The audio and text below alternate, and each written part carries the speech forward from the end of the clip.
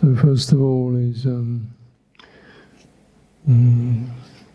of the questions around sense restraint and bringing up a sense of diligence and urgency in daily life. And two are related. So person says, well, one person says, I'm motivated to practice when there's suffering. When life is fine, then I slacken, indulge in sense pleasures. Please advise. Well,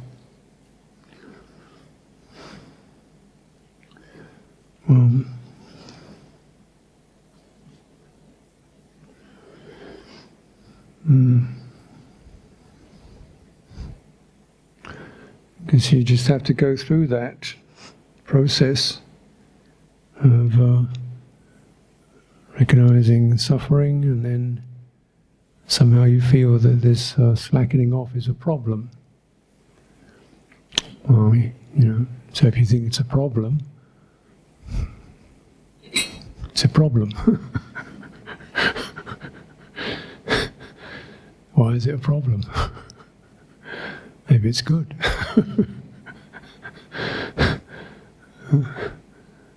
Something doesn't feel quite right. Huh? You go out of tune.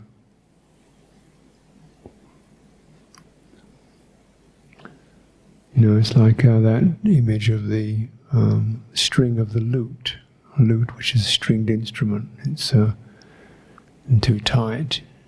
You don't get the right sound. Too loose, you don't get the right sound. And sometimes you just realize you're just too slack. It doesn't feel right. You don't feel clean or clear or tuned in, or something in your nose. You're kind of wasting time.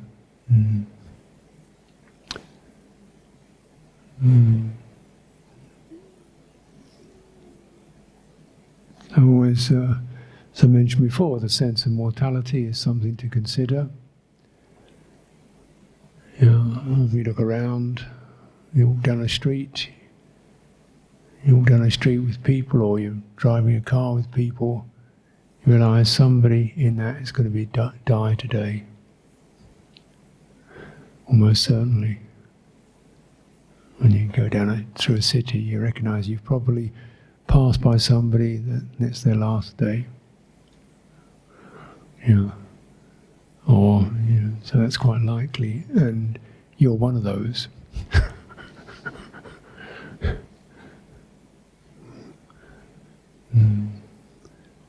Look at a movie, you realise, that movie's 10 years old, the actor is dead now, So you realise the dead are many, dying are many. And, so when we consider this, does it make life seem a bit futile? Everybody's running around doing this, that and the other. Where does it go?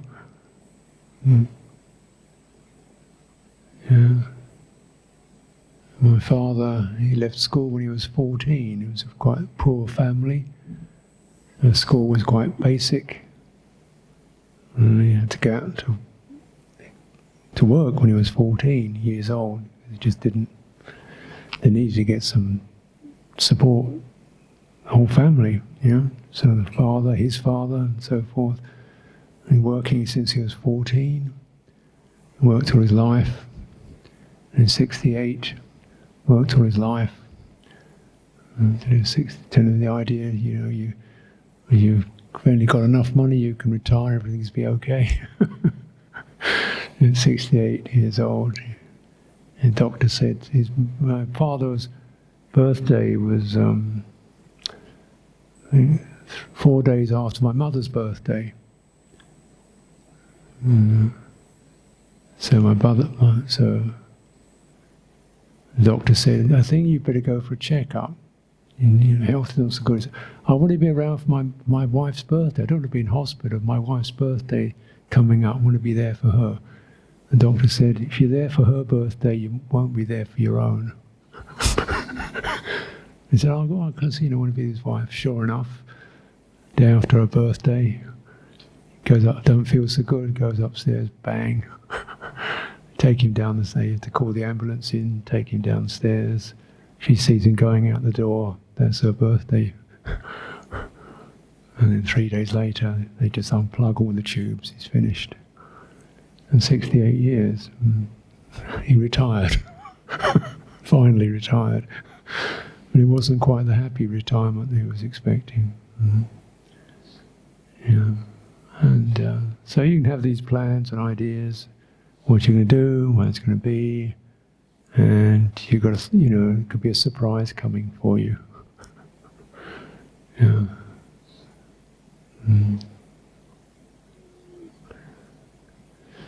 So we recollect this, and so some of us get a little bit of advance warning, you don't feel so good, okay, this is not so, there's a tumour here.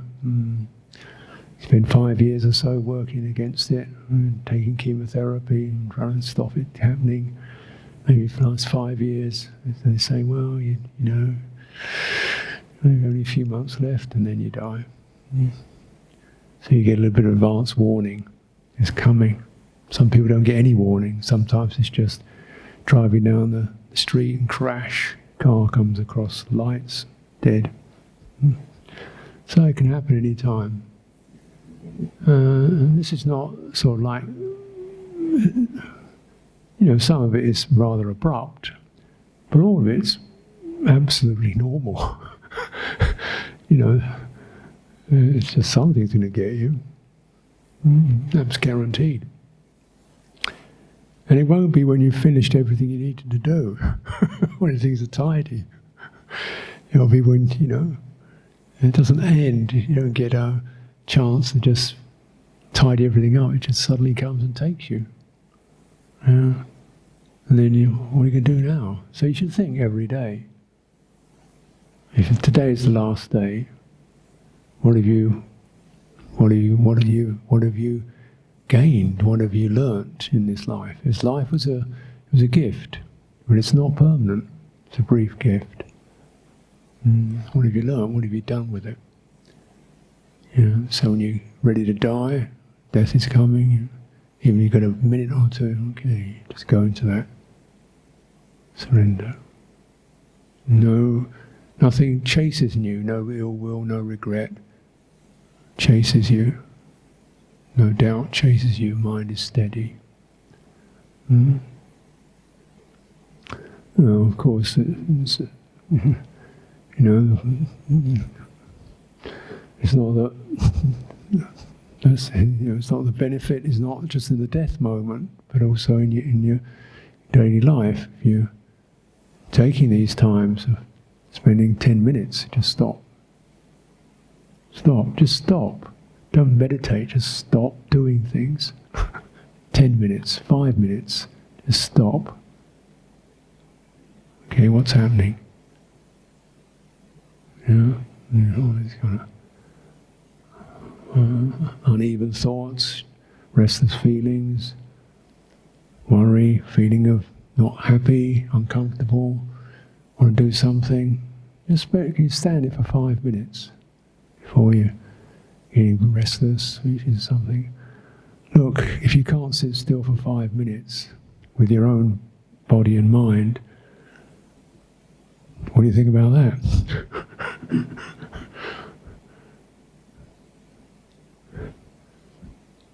You can't sit still for 10 minutes in a chair, not even a lotus position, without daydreaming, wandering, fantasizing, just feeling contented and steady. What about that? What does that show you? Your mind is like a jungle, untidy, and and then just realize that that's conditioned. It doesn't have to be like that. It doesn't have to be like that. And the whole purpose is to get out of the jungle. Somewhere clean, clear. It's possible. It's definitely possible. And why we have the Buddha reminds us, says, you can do it in this life, you can get out. And some people very quickly, well, at least getting a breakthrough to where you're contented in your own presence without needing to be stimulated, planning anything, worrying about something, comparing yourself, feeling bad about yourself. You don't need that. So it's just remember every day, it's either going to get worse or it'll get better. You're either going to go into that, create more problems, or you're going to create less. What do you want to do? You're either going to leave things more untidy and get bad habits, or you're going to clear up. What do you want to do? And this isn't saying, you're going to be a saint on day one, but just to start tidying up. Because in the present, it's just not comfortable to live with a mind that's untrained. It's just not comfortable at all. It doesn't have to be that way. So restraining it, hold it back, and then send it forth. So it's not just about starving, it's about feeding on good food. Right? And send it forth, send it into recollecting people you know with a sense of gratitude, affection, compassion. So send it forth somewhere useful.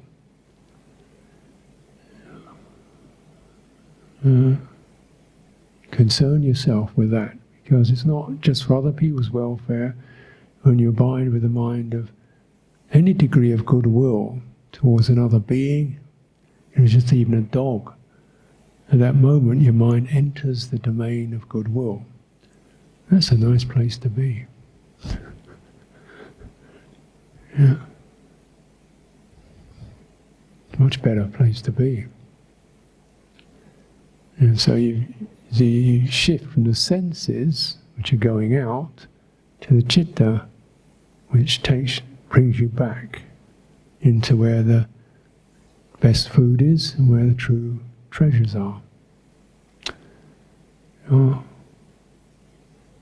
sometimes, you shake yourself up, but to keep it going, you probably got to make wise companions who model it, remind you of it, and give you opportunities to develop it.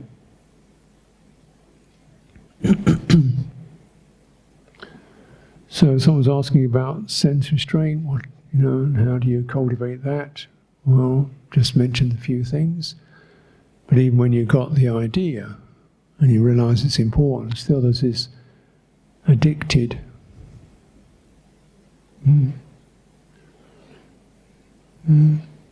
Because they are addictive.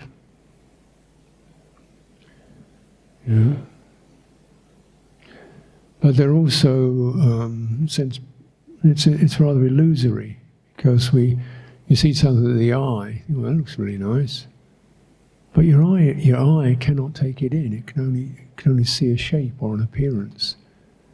You look at some food, it looks nice, but your eye doesn't eat anything. You can't stuff food in your eyes. So, and you look at, actually, when you look at something, it's not as if, your stomach says anything, it's your eyes say something, and that triggers something in the mind, oh, great, and then maybe you get more energized and activated. So it's always a bit of a conjuring trick. When the eye sees something, the ear sees something, and we feel we can get it. We can get it. You can have that thing which appears so delightful. Yeah? And just take your time. Yeah.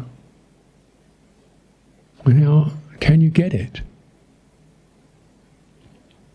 Yeah.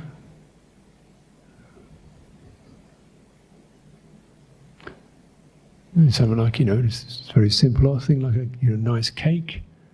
Oh, you can get the cake. can you get the pleasure? You can get the cake. There it is in your hand. Got the cake. Put it in your mouth, you get a burst of taste. Down your throat, gone. Where did that go? And then I'll have another one. Because that burst,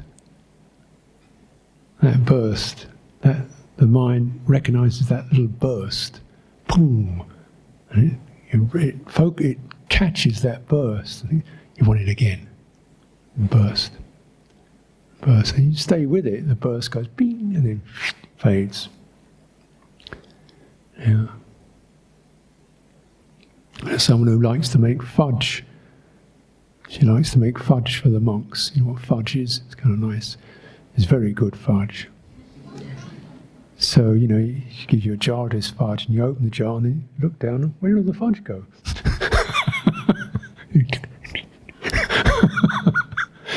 And I could notice just, you know, you take the fudge and you look at it and go, it doesn't look spectacular. You taste it, there's this moment, you go, boy, flash of taste. And then mind and then if you stay with that flash, and when that flash hits the mind, as you're tasting it, you've got to have another one. Got to have another one. Just that moment when that flash of taste just bursts, and then you've got to have another one. And then you find your hand's gone down.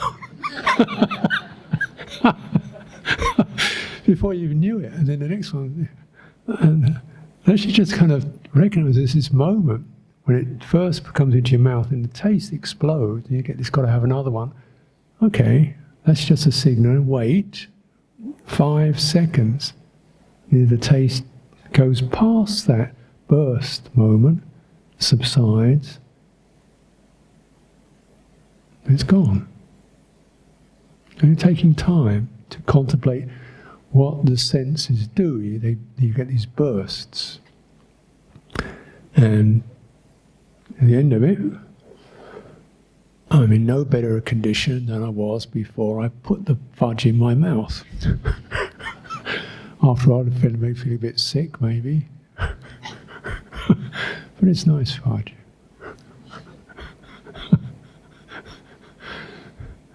And it's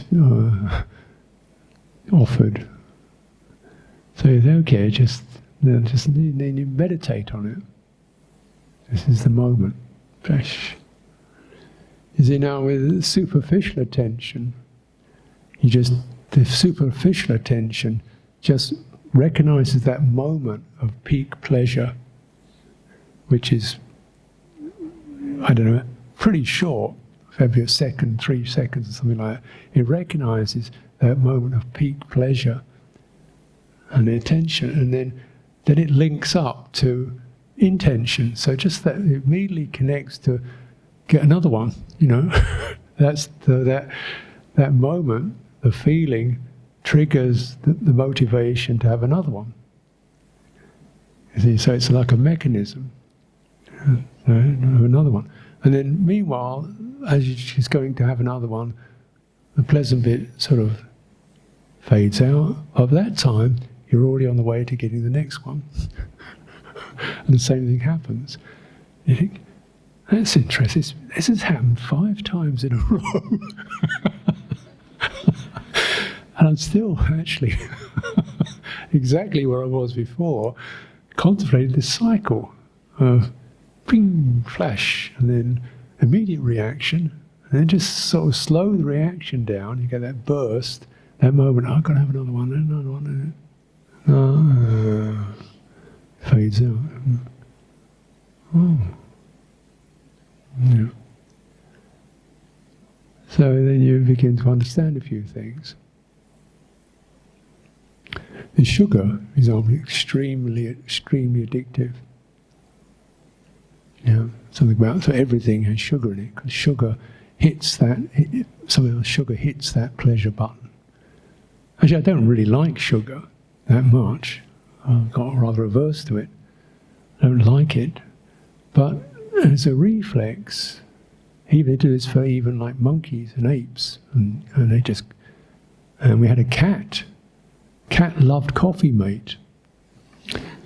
So we sit in the tea room and there'd be a basin on the floor, people sitting around with a coffee mate. The cat would come in and dive into the coffee mate. The face was completely covered with white. It just couldn't stop. You had to drag a cat off the coffee mate. Guess it was the reflex was so sharp. The cat threw itself into the coffee mate. And thinking, wow, that's what we do. Slightly more, refined and dignified, but something like that.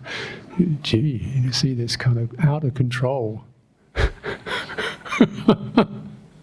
So, what do you do about it? Well, you recognise where your triggering points are. Just going to wait a minute. Here comes one of those coffee mate or fudge or something. Be careful, and you have a kind of little sort of alarm signal goes off. You see something, you get that sense of attraction towards it. Better quick, get in there quick. And then you kind of reflect on, how brief this is and how repetitive, how addictive it is. It's like, then you see it, just a little thing. It's just a thing.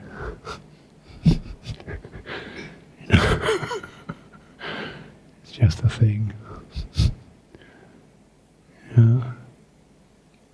And then you contemplate also the effect it has on the mind. The mind is quite spacious, and then this sense object comes in, and the mind suddenly gets the velocity speeds up. Something just rushes in, this burst, this craving. The mind changes shape. It's quite open and spacious, or relaxed and at ease, and suddenly it becomes momentum, rushes in to get the thing. So this is certainly not a personal, you see, we have the sales, selling clothes, and they have a sales, so the shops are selling the clothes or the items, reduce prices, and people trample each other to get the thing. Actually, people get killed in the rush for it. So you see, it's really as animals get it, the same thing. Monkeys and apes get it, and we get it, and cats get it. So it's just a kind of mechanism. And then so no matter it's a sight, a sound, touch, taste, pretty much the same thing happens. You're quiet, mine was quite cool or average state, and then suddenly, the velocity rises up, and then you find yourself, the mind intensely focused on this object, this flash, and then so you go through that. Think, no, I don't want to go through this anymore. There's nothing wrong with the object per se. Fudge is okay, chocolate's okay, it's okay, it's good, whatever.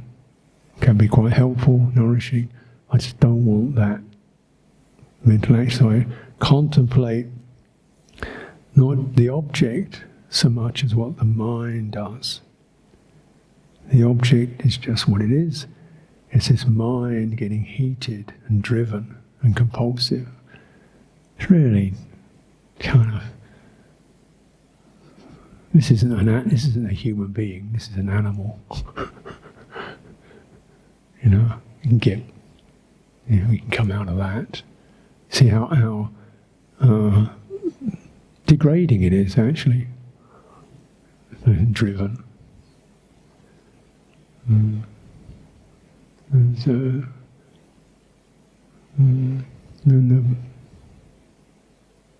So the Buddha said, then you cultivate better things like generosity. It's very much sweeter, much more comfortable direction for the mind. Feel really happy. Generosity generally makes you feel very happy. Much happier than sense pleasure. It's a long, slow quality. You can linger in it, and you and you can come back to it and you can remember it. And then, oh, this is much better food. You know, great generosity, virtue. So generosity makes you happy. Virtue makes you strong. In virtue, you begin to establish some governing of mental behavior. So extremely, it gives you dignity and strength. You're now beginning to get to be in charge of what this system's about. Yeah. And the Buddha recognized this and says, well, then you recognize the qualities of sense pleasure, and the asada, which means it's sweet. And the next phrase is it's hazardous. When you know the sweetness of it, you also know the hazardous, it's dangerous. And then you know the escape. By recognizing the danger, you know, danger is something you want to avoid.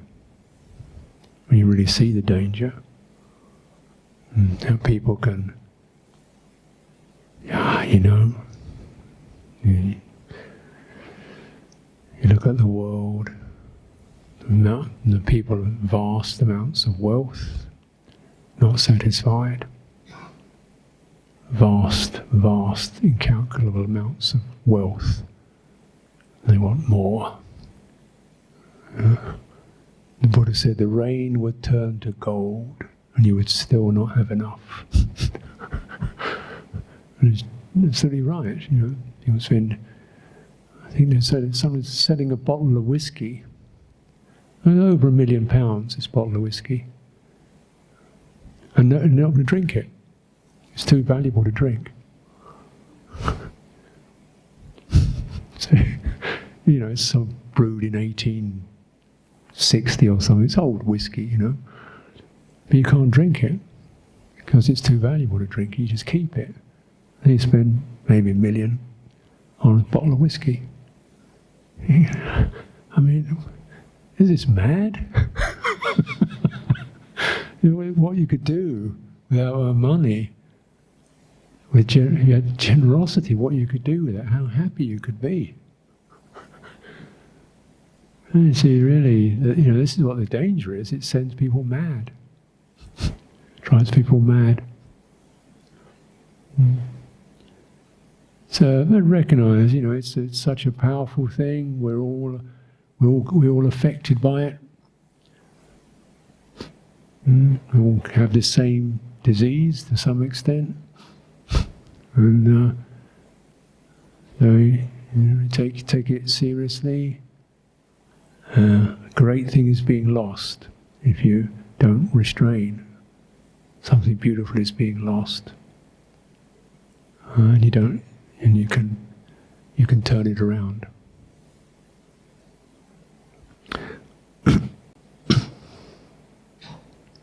Someone else issues around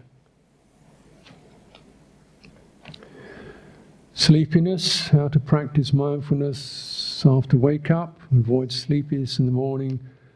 Person who takes a lot of caffeine to avoid sleepiness and avoid distraction. So a person wants to be mindful all the time. Spends a lot of time in the office. Well, you really got to kind of realise, mindfulness and what it is and what it isn't. When it's one factor of the path, but it's not the only factor.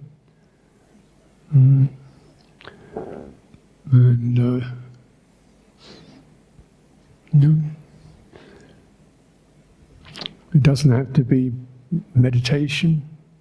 What we call meditation is a very structured and emphasized process of mindfulness, but we can also use it in a much more informal, fluid way. Ability to bear something in mind, notice it with dispassion, without reacting. Bear something in mind, sustain that, and with no reactivity, or if you know reaction occurs, you don't follow it. So it does require some kind of stability to be able to maintain that kind of attention. Now, stability doesn't necessarily mean you have to sit still to do that, because it's the stability of the heart, really, not stability of the body. So if you're feeling really sleepy in the morning, probably not a good idea to sit still, because you don't get enough support. You could, for example, you could do walking, or you could do chanting. Chanting's good, because it's, you can chant for quite a long while. And if you're living in a little house, a little flat, an apartment, don't have much room, you can't run around the room. Best you can stand and do some chanting, because it certainly brings up energy, and you can be mindfully chanting. And it's the chanting, making the sound, listening to the sound, that's your object of attention. You place your attention on that, getting the sound so it's not strained, it's a good sound, it's quite bright, it's not strained, it's not rough, and it's got a steady measure to it. So you're chanting in a steady, measured way. Then your heart can linger on that quality. Bear it in mind, stay with it. And so then you begin to, it's a suitable object, because with that you then, as you're attending to it, you're beginning to also to take in the qualities of smoothness, resonance, steady, easeful rhythm. And the heart likes rhythm. So most meditation objects are rhythmic. Breathing is rhythmic. Walking is rhythmic, because that's life is rhythmic. It flows. This means that rather than holding things, when we say the heart is steady, the object can be moving. You see? The object can be moving, but the heart, the mind, the chitta is steady. You see what I mean? Like surfing. You hold steady, the wave is moving, but you're steady. Similarly, you're chanting, obviously the sound is moving, but you're steady. So that movement does help to activate a bit more lively qualities, brighter. Chanting is good because it's, it's a breathing exercise in some ways. The breathing has to be full and deep and steadily held. So this is very good for sending energy through the body, steady breath energy through the body. It also, chanting has got a heart tone to it. It's bright, it's an offering. So the sound affects the heart, right? The sound affects the heart. Heart is brightened.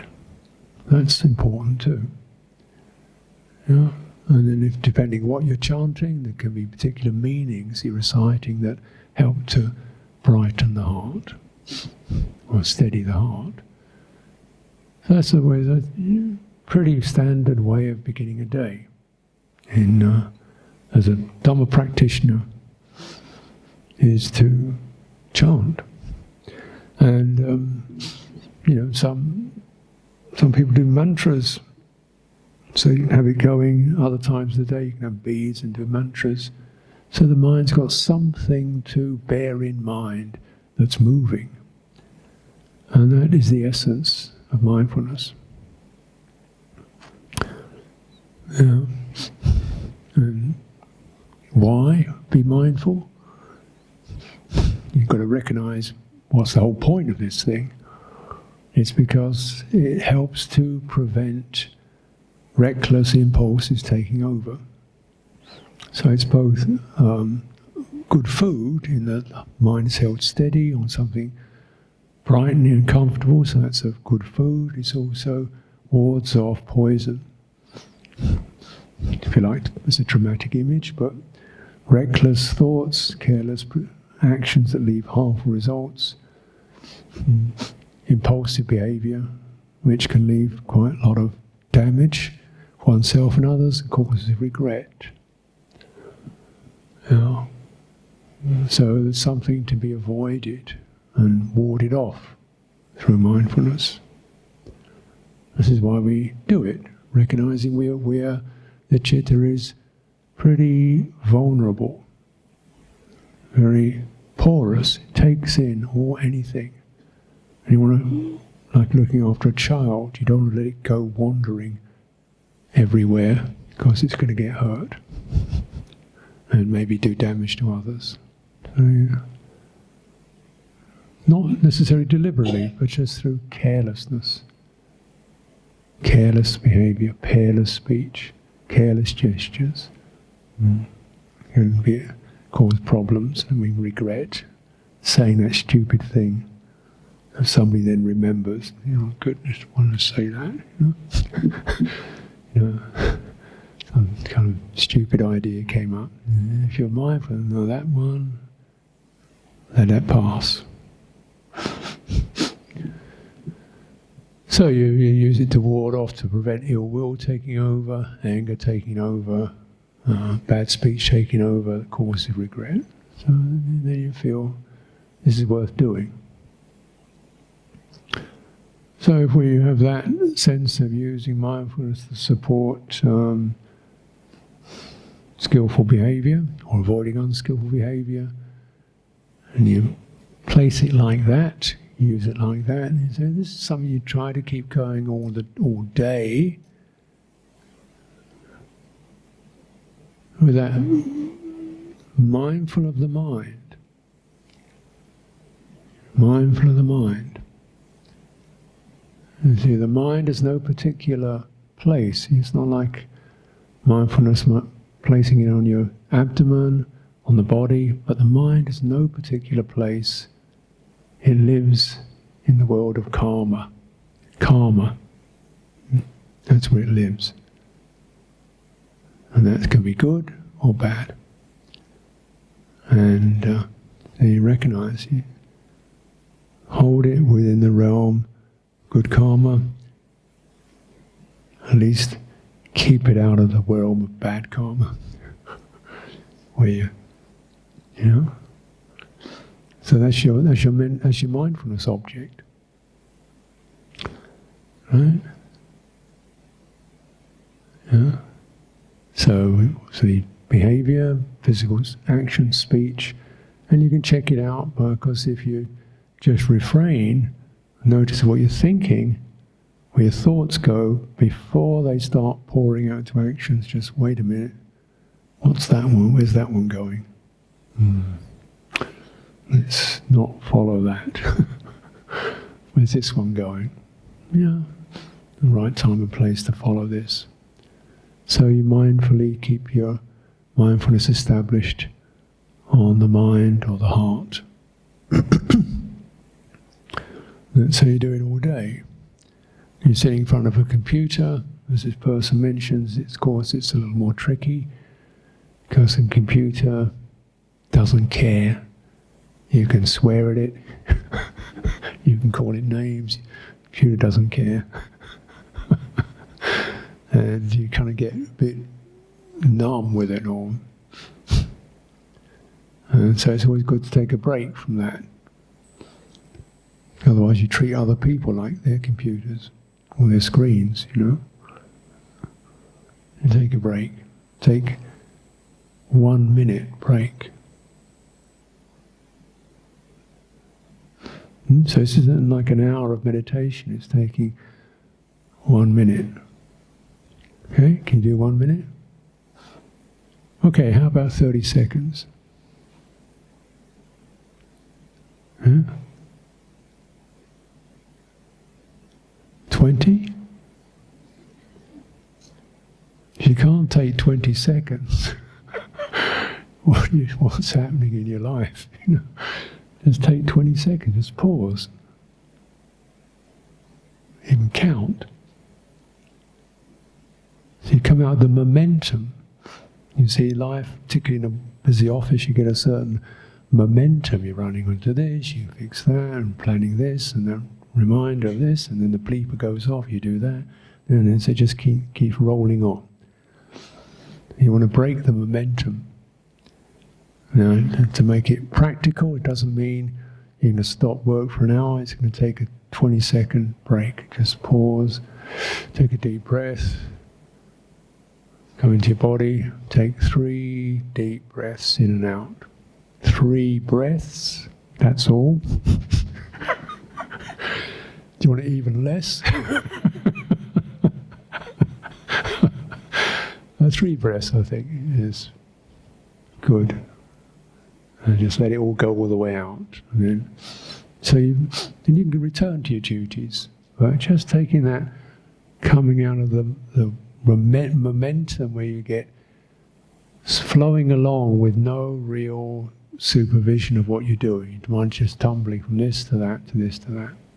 And you're driven by the work project or the machine or the what's on the screen.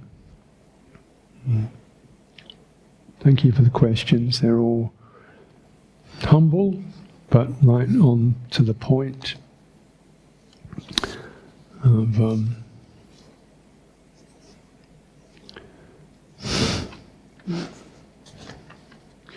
so just a couple more, I think.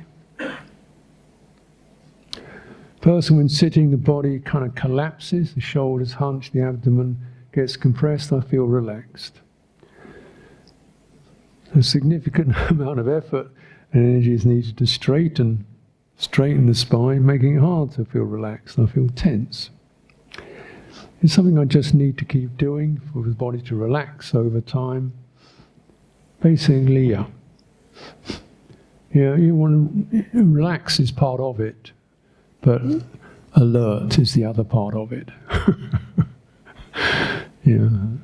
So relaxed, yes.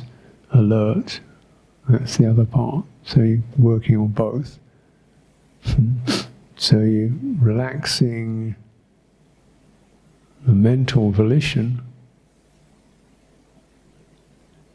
and then making the body alert.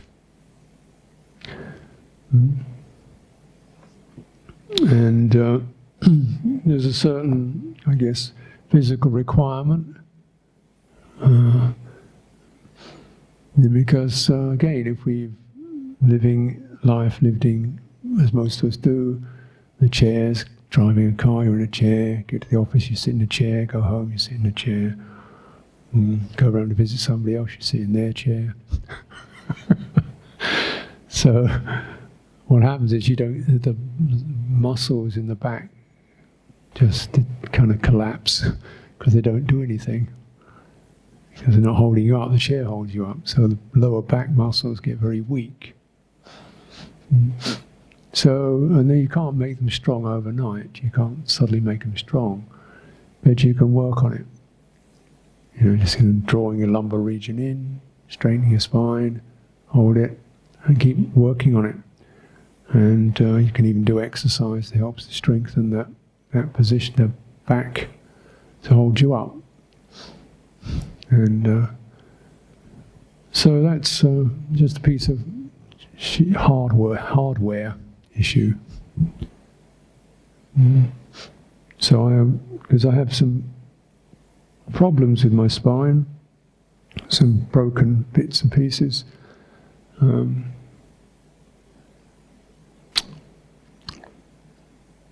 But I find it much more comfortable to sit, generally to sit without a chair, because if I sit like that, it gets the body back really starts to collapse, and it's the body, things go out of joint. You get discs and the spinal vertebrae go out of joint. So I just find it more comfortable to sit upright. And if also just get into the habit of standing. You don't have to sit down all the time. And standing, again, you can use your legs. See, then you use your legs, you bend your knees, you straighten your legs, and that helps to also draw the spine up. So these are ways and means to just develop the posture. So that the quality of, you relax what needs to be relaxed, which is these unnecessary muscles in your face, in your chest, and you energize what needs to be energized, which is muscles in the lower back, so just to bring the bones into proper alignment. And after a while, that the body begins to experience that sense of what it's like when the spine is properly established.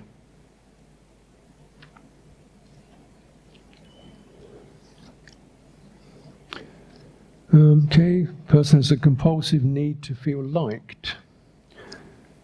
So,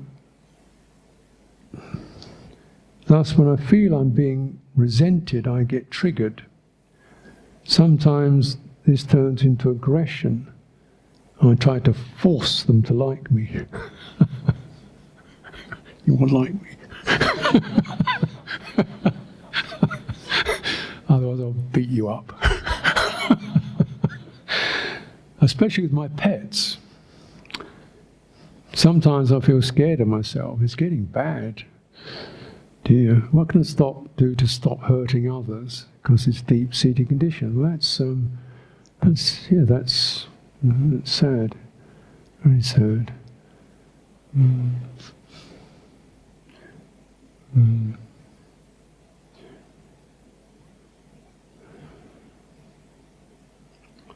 The citta isn't healthy unless there's love in it. I mean, the word love is something that's obviously has many different interpretations, but it's quality of natural warmth and feeling, what do you want to say, feeling comfortable, feeling warm-hearted. If it's not that way, it's just not at all comfortable, and naturally will then seek sense pleasures to try to fill it up. Or we feel constantly agitated and hungry for love, for that quality, then we seek it from others. And again, it's human nature, quite normal, and generally people, you do notice there are qualities of goodwill, kindness that come from people.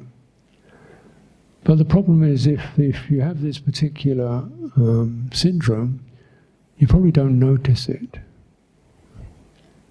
You probably don't notice the goodwill that's there. Because what's happened is when the citta is not properly established in love, in feeling loved, it doesn't quite know what to look for.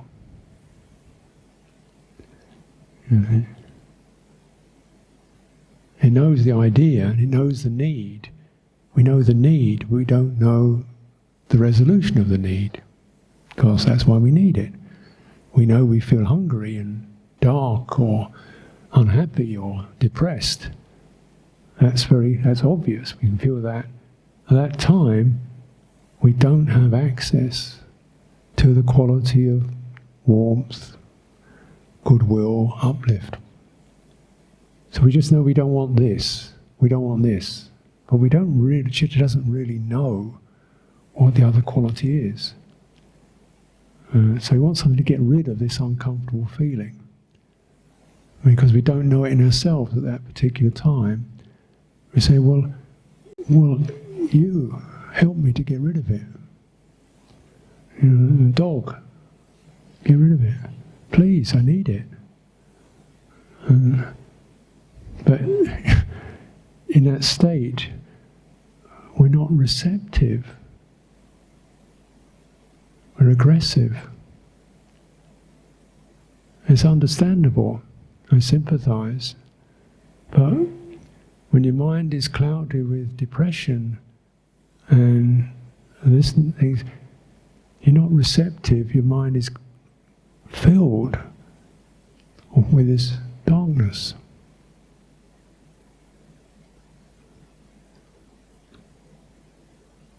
Mm-hmm.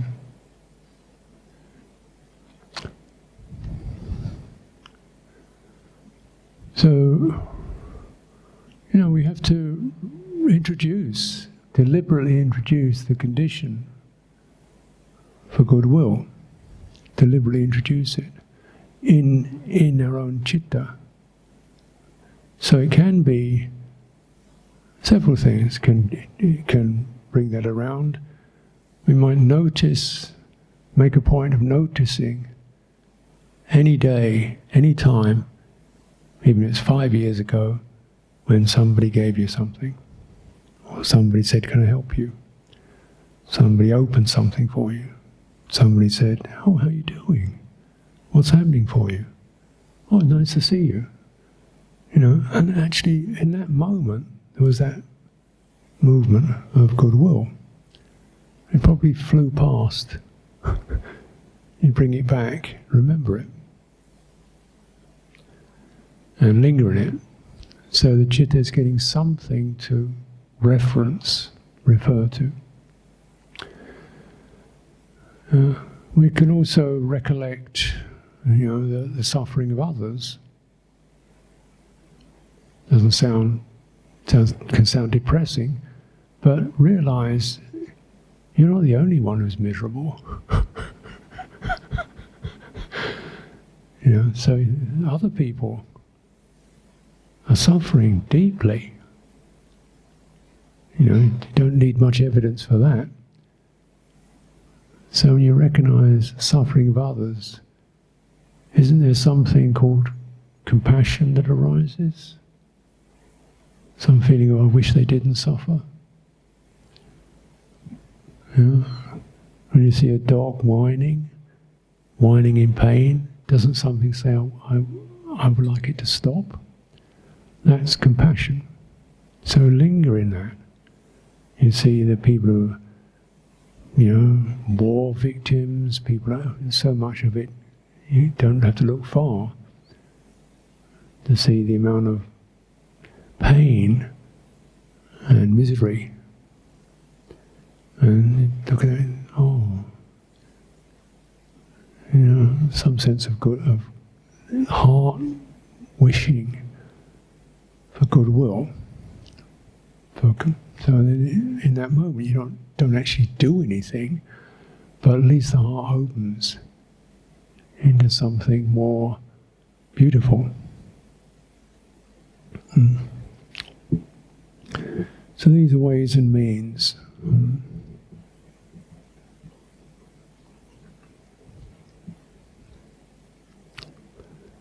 And keep working on it, it's very important.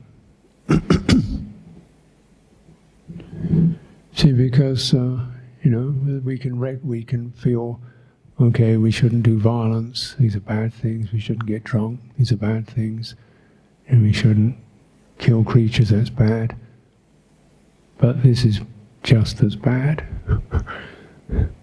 And if one's in these depressed states, this is definitely food that serves as a basis for all kinds of damage, addictions, resentment, aggression.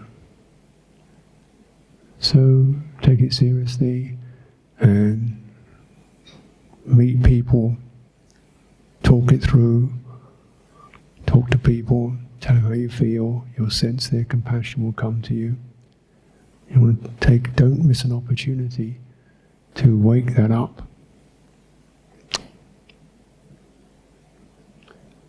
Okay, well,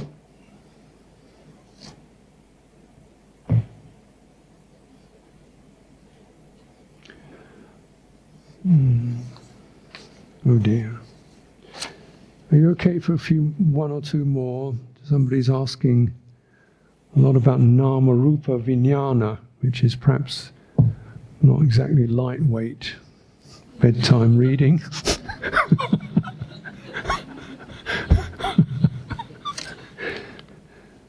So,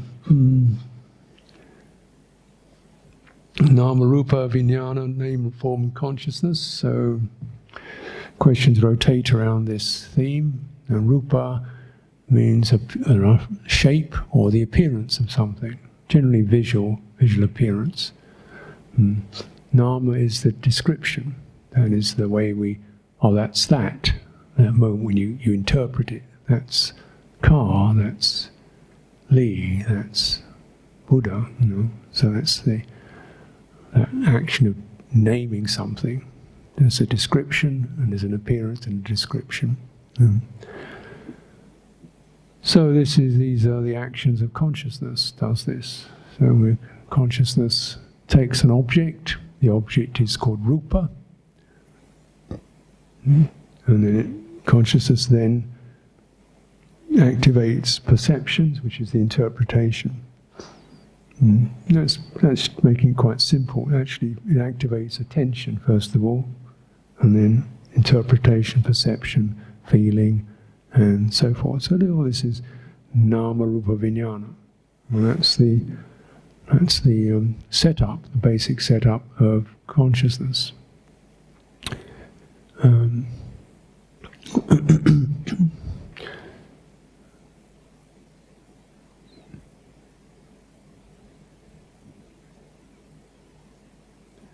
that's dependent upon sankhara, which means there are certain motivations to see, to touch, to think, to figure out where we are in the sense realm. Right? So the sankharas are activations, formative tendencies, and when they're occluded, caught by ignorance, or not knowing, or not fully understanding, the motivation is try to place me in the sense world. Where am I in the sense world? The sense world is the real thing. How am I going to work with this? Where am I? So it says, here you are, you're seeing something, it's out there, you're in here, it's out there, it looks like this, reminds you of that, now you know where you are. There you are, And of course it's a conjuring trick, because that happens, but who's there?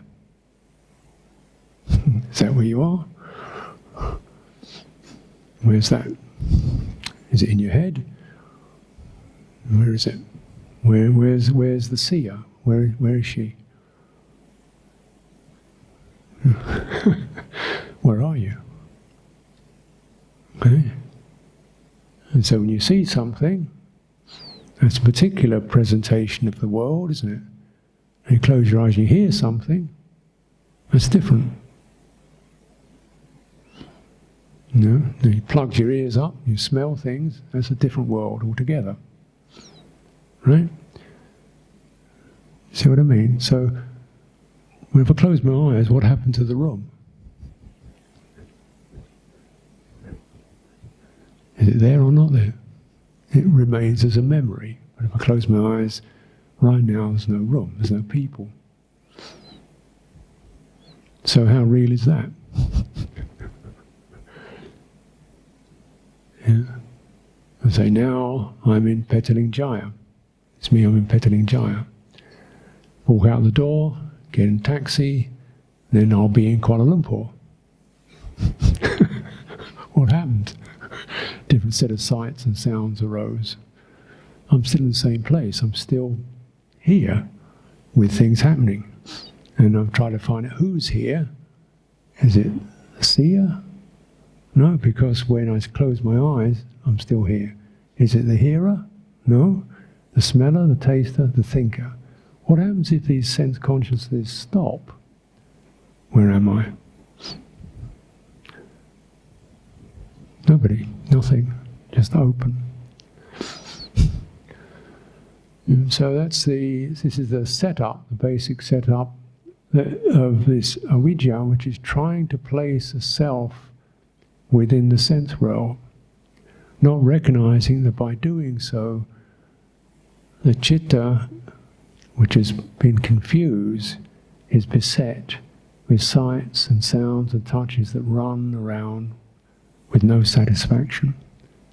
Sights and sounds and touches that run around without being able to be held, without feeling comfortable, fleeting pleasures, pain. That's where you are. So, the placing of some self into the sense realm means you're placing yourself in quite a hazardous area. Or something's getting placed in a hazardous area. So the aim in Dhamma practice is to not do that. So essentially, if the citta is not ignorant, there's no ignorance, the motivation is to live in integrity, better place. Live in loving kindness, much better place. Yeah. Live in calm, much better place.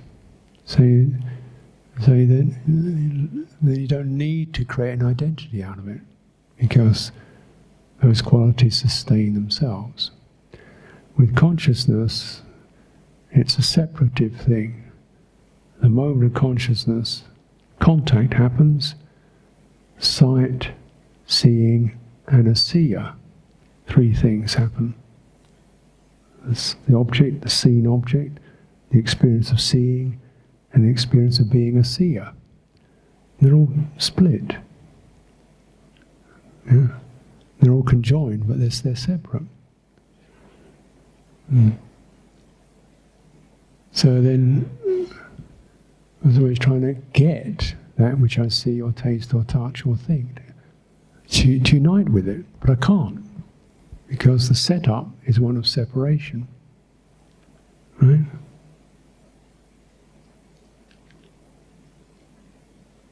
Now, so it generates a sense of a separate self who's still linked to the senses.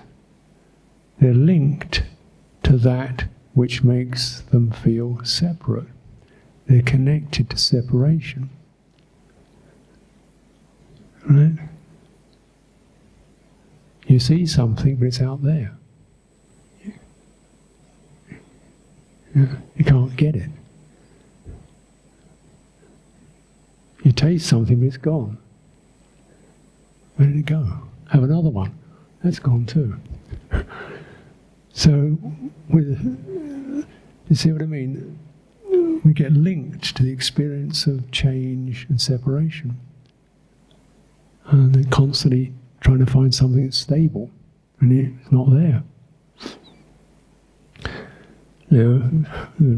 So, the aim is, well, you can do that, but all of us can do something else. You don't have to be a saint. Just I can dwell, mind of goodwill, heart of goodwill.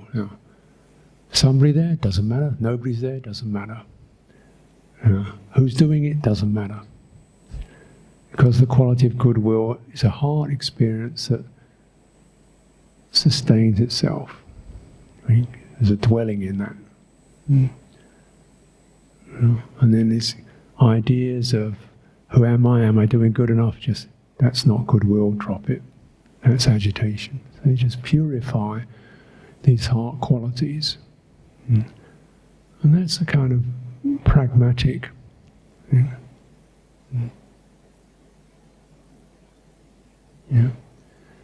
Look at another way, you see the description, the nama, rupa, vijnana, the naming of something is always not true.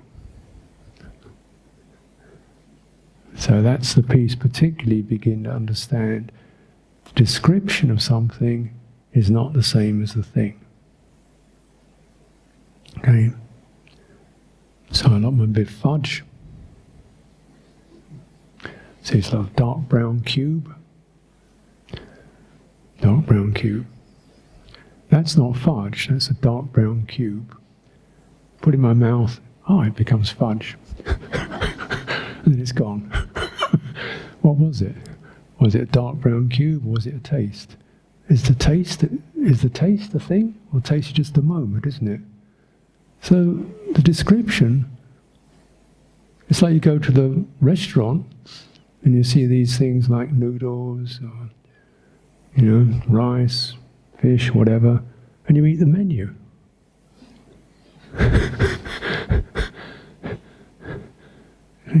Yeah, I ate that. I ate those noodles. I got that menu. It's noodles on it, and I ate the menu. So I ate the noodles.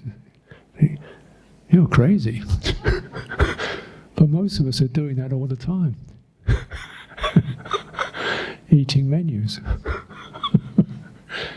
Yeah. So we see someone and think what we see is what they are. Have you done that? You see something, you think what you see is what they are. And doesn't work either, does it? Yeah. Yeah. You get some name, but actually what's happening there is a shifting realm of moods and feelings and intentions, and that's the reality. And it's shifting and changing.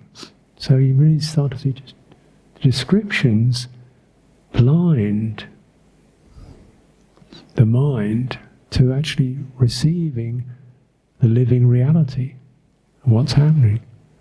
As you begin to see this, you don't believe descriptions. They're okay, just as navigation, but you don't take them as reality.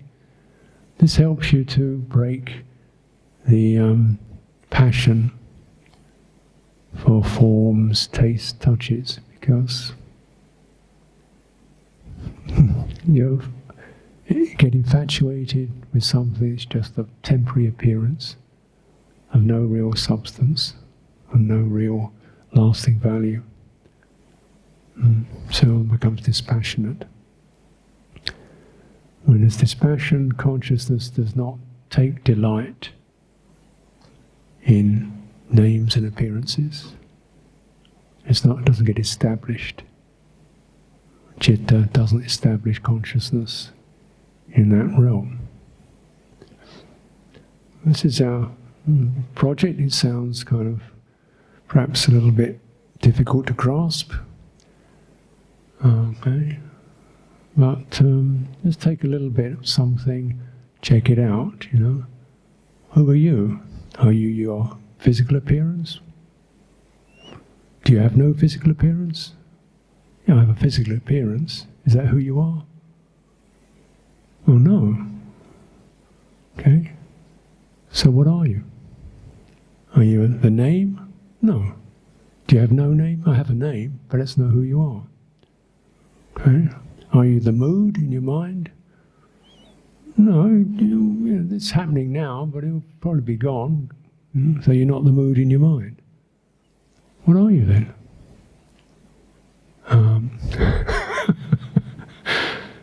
So, you keep doing it until the names disappear, descriptions disappear. Then we're in touch with vidya, clarity, rather than avidya. Okay, so let's make use of any of those questions, and thank you for asking them. I hope to have responded in a way that's helpful. Your questions are really valuable, because what you ask probably something else is experiencing, and you had the courage, whatever, to ask it.